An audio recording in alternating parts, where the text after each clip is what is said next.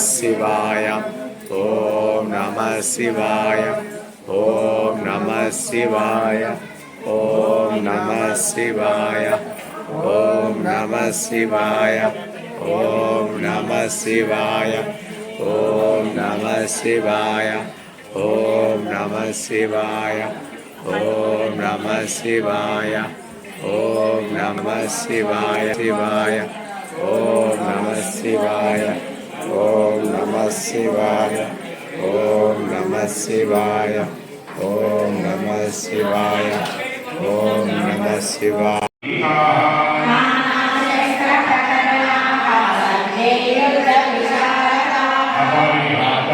तस्माकं धनं भीष्माभिरक्षितम्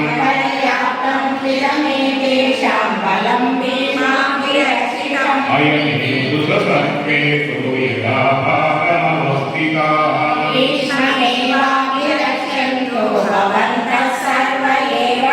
तस्य संजनयन् हर्षन् गुरुवृद्धापितामहः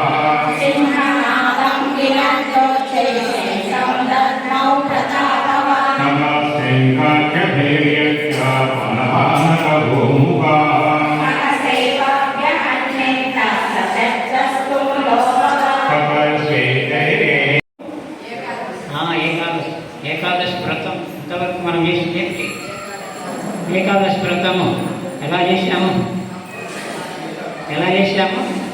18 అధ్యాయులు భగవద్గీత పారాయణం చేశాము. అంటే ఏకాదశికి 18 అధ్యాయాలు పారాయణం ఏంటి అని అన్నట్లయితే ఏకాదశి అంటే 11 అంటున్నాం కదా మనం. 11వ రోజు ఏకాదశి. వాటి నుంచి మొదలు పెడితే ఈరోజు మనకు ఏకాదశి, తొలి ఏకాదశి పండగ కదా ఈరోజు. అవును, రేపు ద్వాదశి రోజు స్వామివారి ఆరాధన ఉంటుంది, విశేషంగా ఉంటుంది. అందరూ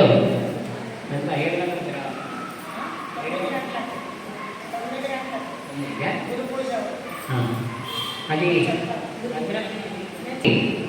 రేపు ఆరాధన ఉంటుంది. అందరూ తొందరగా వచ్చి గురు పూజ, స్వామివారి యొక్క బోధనలు బాగా వినండి.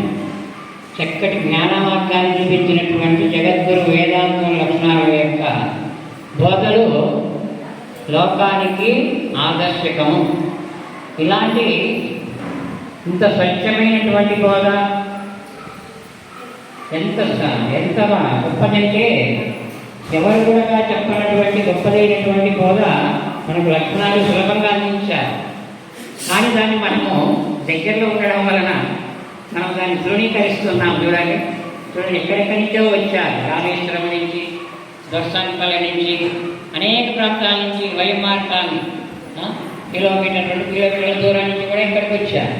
ఈ చుట్టుపక్కల ఉన్న వారు రారు. మరి అంటే ప్రాప్తం ఉండాలి.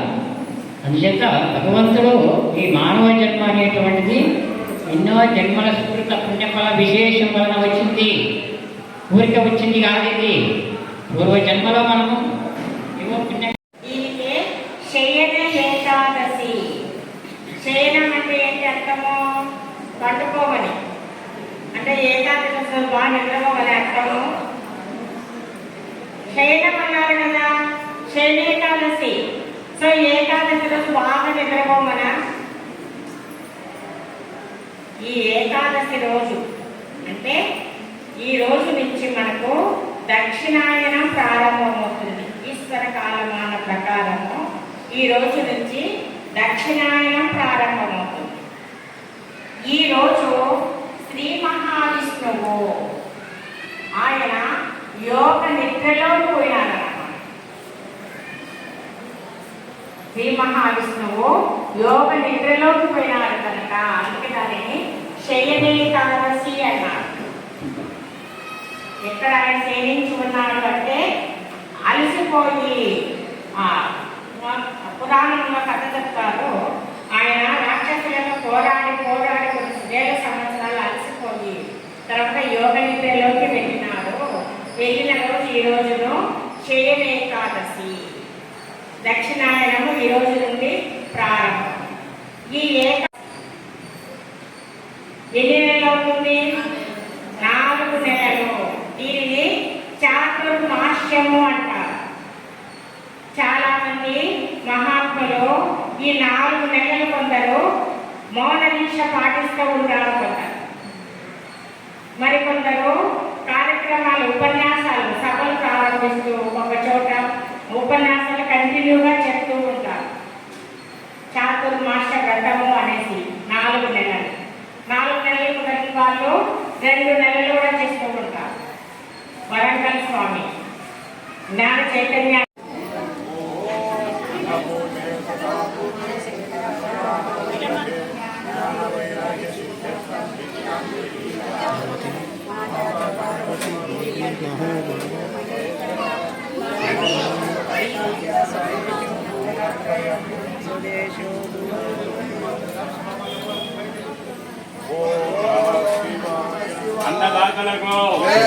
అన్నదాతలకు పలకండి అందరూ అన్నదాతలకు